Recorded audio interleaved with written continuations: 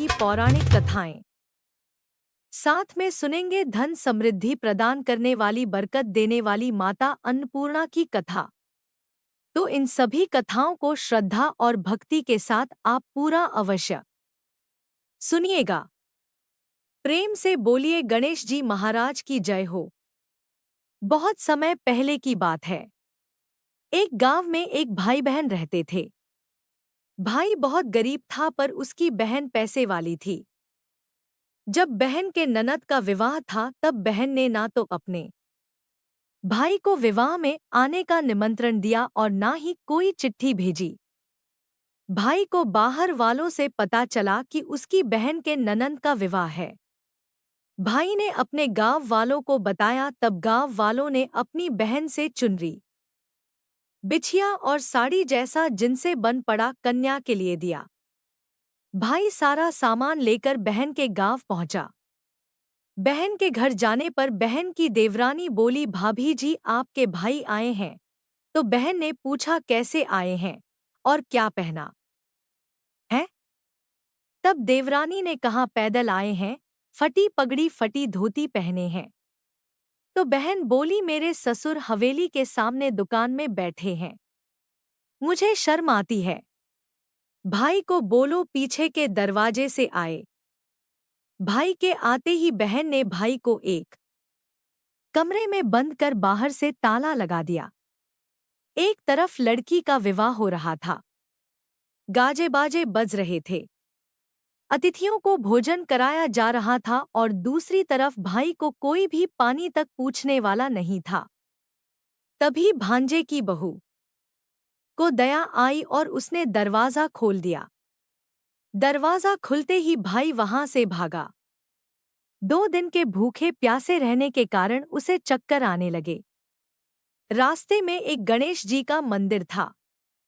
वहां जाकर वो गिर गया और रोते रोते गणेश भगवान को अपनी व्यथा सुनाई और बोला, हे गणेश जी महाराज, आज मेरी गरीबी के कारण से मेरी सगी बहन ने मुझे धिक्कार दिया। घर जाने पर मेरी पत्नी, मेरे बच्चे जब पूछेंगे कि विवाह से क्या मिठाई लेकर आए हो, तो मैं क्या जवाब दूंगा? तब गणेश जी को उस पर दया आ गई और गणेश जी भगवान बोले, मेरे बगीचे से ककड़ी और तरबूज तोड़कर ले जा। तब भाई ने ककड़ी तोड़कर झोला भर लिया और अपने घर गया।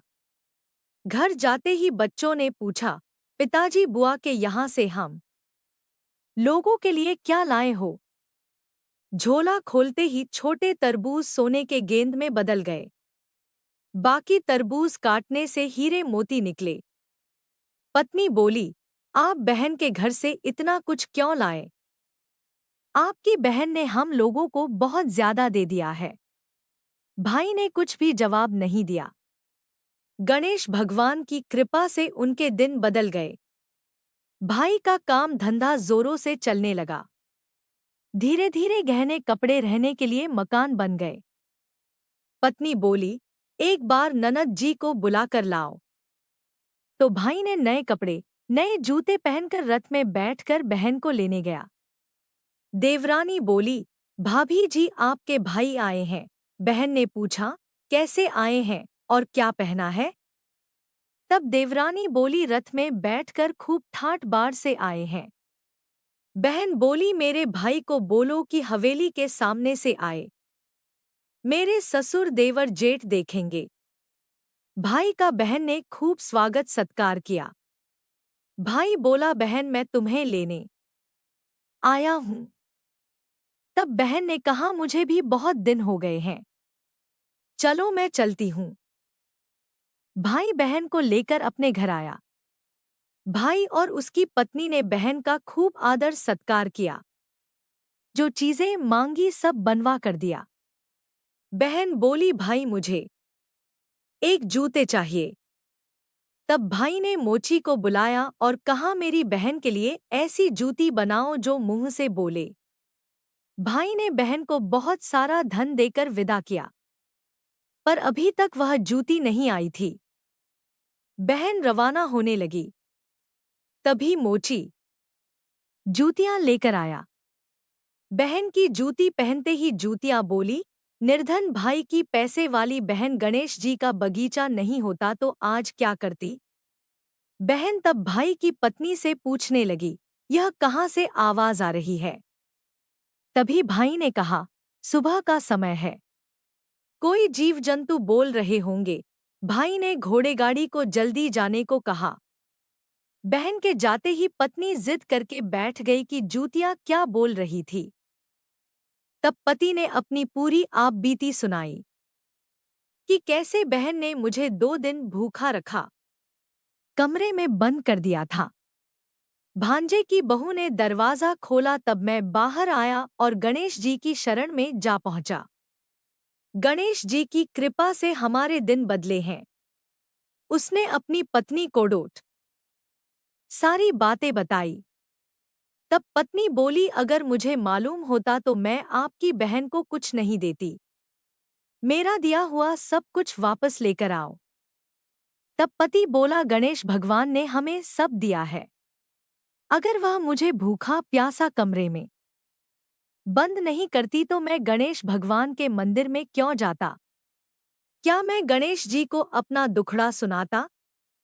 तुम अपना मन मैला मत करो और अपने पर तो गणेश जी की कृपा है और किस चीज की कमी है। फिर दोनों गणेश जी के आगे झुककर प्रणाम करते हैं और जयकारा लगाते हैं। हे गणेश जी महाराज, जैसी कृपा आपने गरीब भाई पर की वैसे ही अपने सभी भक्तों पर अपनी कृपा बनाए रखना। तो प्रेम से बोलिए, गणेश जी महाराज की जय हो। आइए अब सुनते हैं गणेश जी महाराज की अगली पौराणिक कथा। एक बार देवी तुलसी विवाह हेतु वर ढूंढने के लिए तीर्थ यात्रा पर निकली थी और ढूंढते ढूंढते वह गंगा किनारे पहुंच गई। उस समय गणेश भगवान गंगा किनारे तप कर रहे थे। उन्हें देखते ही देवी तुलसी उन पर मोहित हो गई और उनके मन में गणेश भगवान से विवाह की इच्छा उत्पन्न हुई। फिर देवी तुलसी ने गणेश जी के पास जाकर उनका ध्यान भंग कर दिया। आंखें खोलने के बाद गणेश भगवान के सामने देवी तुलसी खड़ी थी, लेकिन सामने एक स्त्री है। इसलिए अपने क्रोध को नियंत्रण में रखकर गणेश भगवान ने पूछा, आप कौन है देवी? और मेरा ध्यान भंग करने का क्या कारण है? तो जवाब में देवी तुलसी ने अपने परिचय के साथ गणेश जी से विवाह की बात कर ली। उत्तर में गणेश भगवान जी बोले, देवी मैं ब्रह्मचारी हूँ, इस वजह से मैं विवाह नहीं कर सकता। अपने विवाह प्रस्ताव के लिए ना सुनने के बाद देवी तुलसी क्रोधित हो गई और उन्होंने गणेश जी को श्राप दे दिया कि उनका ब्रह्मचर्य टूटेगा और उनके 2 विवाह होंगे। इस बात पर गणेश भगवान भयंकर क्रोधित हो उठे, क्योंकि एक तो वह स्त्री है इसलिए। ध्यान भंग करने पर भी गणेश जी ने कुछ नहीं कहा और इतनी विनम्रता से बात करने पर भी उन्हें श्राप दिया गया। फिर गणेश जी ने भी देवी तुलसी को श्राप दे दिया कि तुम्हारा विवाह शंखचंड नाम के असुर के साथ होगा। एक देवी होकर भी उनका विवाह एक राक्षस से होगा। यह जानकर देवी तुलसी विचलित हो गई और विनायक जी से इस कठोर श्राप से मुक्ति दिलाने की क्षमा याचना करने लगी। फिर गणेश जी को तुलसी देवी पर दया आ गई। वे बोले कि मेरा श्राप तो बदल नहीं सकता, वह तो सच होकर ही रहेगा। लेकिन अगले जन्म में तुम एक पेड़ बनोगी और भगवान महाविष्णु जी को अत्यंत प्रिय होंगी। उनकी पूजा में भी तुम्हारा एक महत्वपूर्ण स्थान होगा और कलयुग के इंसानों को तुम मोक्ष का मार्ग दिखाओगी। लेकिन तुमने मेरा तप भंग किया है और मुझे ब्रह्मचारी होकर भी 2 विवाह का श्राप भी दिया है। इसलिए मेरी किसी भी प्रकार की पूजा में तुम निषिद्ध रहोगी। इस प्रकार देवी तुलसी गणेश भगवान की पूजा में निषिद्ध हो गई। प्रेम से बोलिए, गणेश भगवान की जय। आइए सुनते हैं गणेश जी के विवाह की कथा। भगवान गणेश का मुख हाथी का है और एक दांत भी टूटा हुआ है। इन्हीं 2 कारणों की वजह से उनका विवाह नहीं हो पा रहा था। इस बात से गणेश जी महाराज अक्सर नाराज रहा करते थे। एक दिन एक देवता के आग्रह पर विनायक जी उसके विवाह में अपनी उपस्थिति दर्शाने गए। विवाह स्थल पर पहुंचने के बाद कुछ देवताओं ने मिलकर गणेश भगवान का समय पर विवाह न होने के कारण उपहास किया, जिससे गणेश जी बहुत ही अधिक नाराज हो गए। उसी दिन उन्होंने ठान लिया कि जब तक मेरा विवाह नहीं होता तब तक मैं किसी भी देवता का विवाह नहीं होने दूंगा। गणेश भगवान के पास विवाह और अन्य संदेश लाने का काम उनके प्रिय वाहन मूषक राज करते थे। अब मूषक राज जब भी किसी देवता के विवाह का समाचार लाते तब गणेश जी उसे आदेश देते और मूषक राज अपनी सेना के साथ जाकर उस विवाह के मंडप को गिराकर तहस-नहस कर देते और बारातियों को भी भगा देते। इस तरह गणेश जी और मूषक राज की मिलीभगत की वजह से किसी भी देवता का विवाह नहीं हो पा रहा था। गणपति जी के व्यवहार से तंग आकर सभी देवी देवता भगवान शिव और माता पार्वती जी के पास पहुंच गए और इस विराट समस्या का समाधान मांगने लगे। भगवान शिव और माता पार्वती ने कहा कि इसका हल तो आपको केवल ब्रह्मदेव जी के पास ही मिल सकता है। कृपा करके आप ब्रह्मलोक को जाएं। तब माता पार्वती और महादेव जी को प्रणाम करके सभी देवी देवता ब्रह्मा जी के पास प्रकट हुए। देवताओं की समस्या को ठीक से सुनने के बाद ब्रह्मा जी ने अपनी योग शक्ति से 2 कन्याओं का निर्माण किया। कन्याओं का नाम था रिद्धि और सिद्धि। वह दोनों ब्रह्मा जी की मानस पुत्रियां थीं। उन्हें लेकर ब्रह्मा जी गणेश महाराज के पास गए और उनसे अपनी पुत्रियों को डोट ज्ञान एवं शिक्षा प्रदान करने का निवेदन करने लगे। ब्रह्मा जी का मान रखने के लिए एकदंत भगवान ने रिद्धि और सिद्धि को शिक्षा देना आरंभ किया। फिर उस दिन के बाद से जब भी मूषक राज किसी विवाह की खबर लेकर आते हैं, उस वक्त रिद्धि और सिद्धि गणेश जी को अपनी बातों में उलझा कर रखती थी। इस तरह गणेश जी का ध्यान किसी और विषय पर रहता और दूसरी तरफ देवताओं का विवाह संपन्न हो जाता। एक दिन बुद्धि के देवता भगवान गणेश जी को यह बात समझ आ गई, लेकिन उनके क्रोध में आने से पहले ही ब्रह्मदेव अपनी दोनों पुत्रियों के साथ वहां पर प्रकट हो गए। रिद्धि और सिद्धि को सामने देखते ही गणेश जी का क्रोध बढ़ने लगा, किंतु विनायक जी के मुख से कोई भी शब्द निकलने के पहले ही भगवान ब्रह्मदेव ने कहा है, गणेश जी आपने स्वयं ही मेरी पुत्रियों को शिक्षा दी है और अब मुझे इन दोनों के विवाह योग्य कोई वर नहीं मिल रहा। मेरी आपसे विनती है कि आप ही रिद्धि और सिद्धि से विवाह करके मुझे धन्य कीजिए। परमपिता ब्रह्मदेव जी की शांत वाणी को सुनकर गणेश जी का क्रोध शांत हो गया और वे उस विवाह प्रस्ताव के लिए हंसी खुशी राजी हो गए। विवाह के बाद अपनी दोनों पत्नियों से उन्हें 2 पुत्र प्राप्त हुए, जिनका नाम रखा गया शुभ और लाभ। तो प्रेम से बोलिए भगवान गणेश जी की जय। आइए अब सुनते हैं धनेश्वरी सुख समृद्धि प्रदान करने वाली अन्नपूर्णा माता की कथा। प्राचीन काल की बात है, पुरुषोत्तमपुर नामक गांव में एक बहुत धर्मात्मा सेठ जी रहा करते थे। उनके 5 पुत्र और एक सबसे छोटी पुत्री थी। उसका नाम गौरी था। सेठ जी का भरा पूरा परिवार था। सेठ जी ने अपने सभी 5 पुत्रों का विवाह कर दिया था और जब छोटी बेटी गौरी विवाह के योग्य हुई तो उन्होंने उसका विवाह एक दूसरे नगर के अपने ही समान धनी परिवार में कर दिया। अब सेठ जी की पुत्री गौरी दुल्हन बनकर जिस घर में गई, वहां उसका पति अपने माता पिता का इकलौता पुत्र था। अब गौरी बड़ी ही प्रसन्नता पूर्वक अपने ससुराल में रहने लगी। गौरी बड़ी ही सदाचार, गुणवान तथा रूपवती थी। एक दिन की बात है, जब 1.25 महीना हो गया तब सास ने गौरी को रसोई संभालने के लिए दे दिया। रसोई की सारी बातें समझा दी। गौरी अपनी सासू माँ के पांव छूकर रसोई में प्रवेश करती है। तब सास ने कहा, बहू रोज सुबह जल्दी उठकर पूजा पाठ करके रसोई में प्रवेश करना। फिर खाना बनाना। रोटी बनाते समय पहली रोटी गाय को और अंतिम रोटी कुत्ते की बनाना मत भूलना। इस प्रकार सास ने गौरी को सब कुछ समझा दिया। गौरी 4 लोगों के लिए खाना बनाती है और खाना बनाकर अपने पूरे परिवार को खिलाती है। जब अंत में खुद खाने के लिए बैठती है तब वह देखती है कि उसके लिए तो रोटी बची ही नहीं। वह चावल, दाल और सब्जी खाकर पानी पी लेती है। अब जब शाम होती है तब गौरी ने सुबह से ज्यादा आटा लगाया और रोटी सब्जी बनाकर रख दी। जब रात्रि में सब लोग खा लेते हैं तो फिर से जब गौरी खाने के लिए बैठी रोटी का डब्बा खोलती है तो उसमें एक भी रोटी नहीं थी। यह देखकर उसे बड़ा ही आश्चर्य होता है कि उसने तो सुबह से भी ज्यादा आटा लगाया था लेकिन रोटियां बची ही नहीं। अब वह सिर्फ सब्जी खाकर पानी पीकर सो जाती है।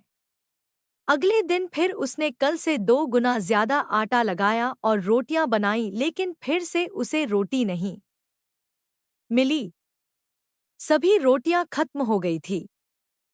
अब उस दिन भी आधे पेट खाना खाकर ही उसे रहना पड़ा। इसी प्रकार गौरी चाहे जितना भी आटा लगाती रोटियां उसे नहीं मिलती। यह हर रोज का काम हो गया था। वह सोचने लगी आखिर कौन नहीं चाहता कि मैं रोटियां नहीं खाऊं, मैं पेट ना भरूं। गौरी इस आस में आटा ज्यादा गूंथती कि किसी ना किसी दिन तो उसे रोटियां मिलेंगी। किंतु ऐसा नहीं होता है। ऐसा करते करते वह बहुत कमजोर दुबली पतली हो गई। तो दोस्तों, ऐसे ही एक दिन की बात है जब गौरी रसोई में सब्जियां काट रही थी तो गलती से चाकू से उसका हाथ कट जाता है और वह रोटियां नहीं बना पाती। तो उसकी सासू माँ ने कहा, बहू रहने दो, आज मैं रोटियां बना देती हूँ। तो गौरी ने कहा, नहीं सासू माँ, आप आटा लगा दीजिए, मैं रोटियां बना दूंगी। तो दोस्तों, उस दिन सासू माँ ने आटा लगाया और फिर बहू को दिया। बहू रोटियां बनाकर रख देती है। घर के सभी सदस्य रात के समय जब खाना खाने लगते हैं, सब लोग जब खाना खा लेते हैं, तब बारी आती है गौरी की। तो वह बहुत दुखी मन से खाना खाने बैठती है। वह सोचती है, आज तो सासू माँ ने आटा गूंथा है, वह भी बहुत कम। आज तो मेरे लिए रोटियां बची ही नहीं होंगी। यह सोचकर बहू मन ही मन बहुत दुखी होती है। किंतु जब वह रोटी के डिब्बे को खोलती है तो उसने देखा कि उसमें 4-5 रोटियां पड़ी है। यह देखकर बहू बहुत खुश होती है। अब क्या था? ऐसे ही 7 दिनों तक बहू की सासू माँ आटा गूंथने लगी और बहू रोटियां बनाती थी। बहू को रोज रोटियां मिलने लगी। इन 7 दिन बहू ने भर पेट खाना खाया। जब 8वां दिन आया तो बहू का हाथ भी ठीक हो गया था। तब सासू माँ ने कहा कि गौरी बेटा, क्या मैं आज आटा गूंथ दूं या फिर तुम आटा गूंथ लोगी? तब गौरी ने कहा, नहीं माँ, मेरा हाथ अब ठीक हो गया है, मैं आटा गूंथ दूंगी। उस दिन गौरी ने आटा गंथा और रोटियां बनाईं। सबको प्रेम पूर्वक खाना खिलाया। जब उसके खाने की बारी आई तब उसने देखा कि रोटी के डिब्बे में तो रोटी है ही नहीं। पूरी रोटी खत्म हो गई। यह देखकर वह गौरी बहुत ही आश्चर्य में पड़ जाती है। वह सोचती है, जब तक सासू माँ ने आटा लगाया तब तक तो मुझे रोटियां मिलती थी, लेकिन जब से मैं आटा गूंथने लगी तो मुझे रोटियां ही नहीं मिलती, जबकि सासू माँ मुझसे बहुत ही कम आटा गूंथ थी। इसके बाद भी पूरा परिवार उसमें खा लिया करता था। ऐसी क्या बात है? यह सारी बातें सोचकर गौरी बहुत ही परेशान हो जाती है और दिन भर दुखी रहती थी। एक दिन की बात है। गौरी के पति ने गौरी से पूछा कि गौरी, तुम इतना उदास क्यों रहती हो? इतना सारा धन संपत्ति सब तुम्हारा ही तो है। तुम्हें रोकने टोकने वाला कोई नहीं है। तुम अपने मन से अपनी पसंद का भोजन बनाकर खाती हो। तुम दिन प्रतिदिन इतनी कमजोर कैसे होती जा रही हो? गौरी ने लाज और संकोच से अपने पति को कुछ नहीं बताया। तब उसके पति ने सोचा कि शायद उसकी पत्नी को उसके माता पिता की याद आ रही है। इसलिए अगले दिन गौरी का पति अपने माता पिता से कहता है कि पिताजी, मुझे लगता है कि गौरी को उसके माता पिता की याद आ रही है। मैं उसे उसके मायके ले जाकर सबसे मिलवा लाता हूँ। अपने बेटे की बात सुनकर गौरी के सास ससुर तैयार हो जाते हैं और उसे जाने की अनुमति दे देते हैं और कहते हैं, बेटा, यदि बहू को अपने माता पिता से मिलकर प्रसन्नता होती है तो अवश्य ही तुम उसे उसके मायके ले जाओ। अब गौरी का पति अपनी पत्नी को लेकर उसके मायके जाता है। दामाद और बेटी को देखकर उनका बहुत ही आबगत होता है। तरह तरह के व्यंजन बनाए जाते हैं, उन्हें खिलाए जाते हैं, बहुत सेवा सत्कार होता है। उसी दिन रात्रि में समय मिलने पर गौरी की माँ ने अपनी बेटी को कोने में ले जाकर पूछा, बेटी, तुम इतनी दुब्बली पतली कैसे हो गई? तुम तो बहुत ही कमजोर दिख रही हो। क्या बात है? तुम्हें कौन सी बात खाए जाती है? क्या तुम्हारे ससुराल वाले तुम्हारी चिंता नहीं करते? तुम्हें दुख देते हैं? या ऐसी कौन सी बात है जिससे तुम्हारी यह दशा हो गई है? अपनी माँ की बात सुनकर गौरी अपनी सारी परेशानी, सारी चिंताएं, सब कुछ बताती है। अपनी बेटी की बात सुनकर गौरी की माँ ने कहा, बेटी, हमें लगता है माता अन्नपूर्णा तुमसे नाराज हो गई है। इस विषय में तो मैं कुछ नहीं कर सकती क्योंकि तुम्हारे ससुराल में हमारा बोलने का कोई अधिकार नहीं है। इसलिए मैं तो कहूंगी कि तुम यहाँ से जाने के बाद इस विषय में अपनी सास और ससुर से बात करना। वही कुछ हल बताएंगे और तुम्हारी समस्या का समाधान होगा।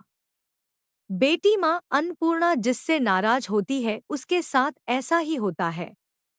अब अपनी माँ की बातें सुनकर गौरी निश्चय करती है कि वह सारी बातें अपनी सासू माँ से कहेगी। अब जब सुबह का समय होता है तो गौरी अपने माता पिता से विदाई लेकर अपने ससुराल आ जाती है और ससुराल आने के बाद वह अपने सासुर और पति से सारी बातें कह सुनाती है। वह कहती है, माँ जी, जब से मैंने रसोई संभाला है, मैं खाना बनाती हूँ, तब से मुझे एक भी दिन रोटियां नहीं बचती। मैं बिना खाए ही सो जाती हूँ। किसी किसी दिन पानी पीकर ही सो जाती हूँ। किसी किसी दिन चावल सब्जी खाती हूँ। रोटी तो मुझे मिलती ही नहीं है। और माँ जी, आपको याद है मेरा हाथ कटा था, तब आप उस समय आटा गूंथा करती थी और वह भी बहुत कम। फिर भी मेरे लिए रोटियां बचा करती थी और मैं भर पेट खाना खाती थी। लेकिन अब जब मेरे हाथ का घाव ठीक हो गया तब से मैं फिर से आटा गूंथने लगी और रोटियां बनाने लगी। अब मेरे लिए फिर से रोटियां नहीं बचती। मैं आधे पेट ही खाना खाती हूँ। अपनी बहू की बातें सुनकर सास को सब कुछ समझ में आ गया। उसने कहा, बहू, यह शायद मेरी ही गलती है। मैंने तुम्हें सब कुछ बताया, सब कुछ सिखाया, लेकिन एक बात तो बताना भूल ही गई। ऐसा कहकर सास अपनी बहू का हाथ पकड़कर गौरी को रसोई में ले जाती है। एक परात में आटा निकालकर उस आटे को अच्छे से गूंथती है।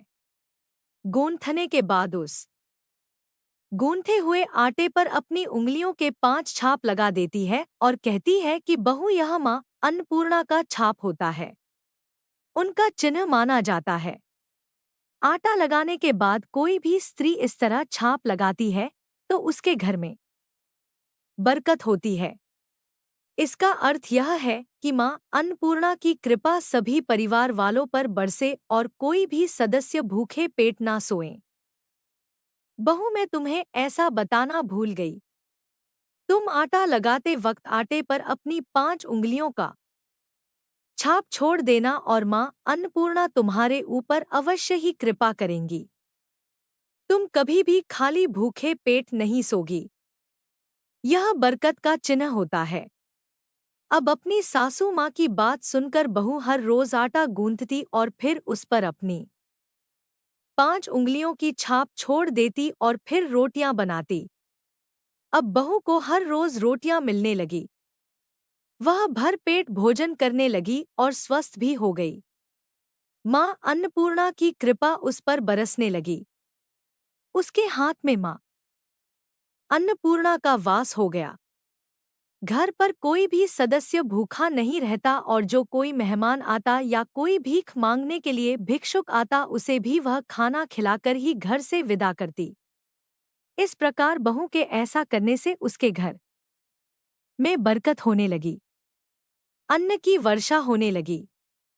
तो प्रिय भक्तजनों, आटे को गूंथकर उस पर 5 उंगलियों का छाप लगाना हमारी पुरानी परंपरा है। यह माता लक्ष्मी जी और माता अन्नपूर्णा का चिन्ह माना जाता है। ऐसा करने से माता अन्नपूर्णा सदा प्रसन्न रहती है और घर वालों पर अपनी कृपा दृष्टि बनाए रखती है।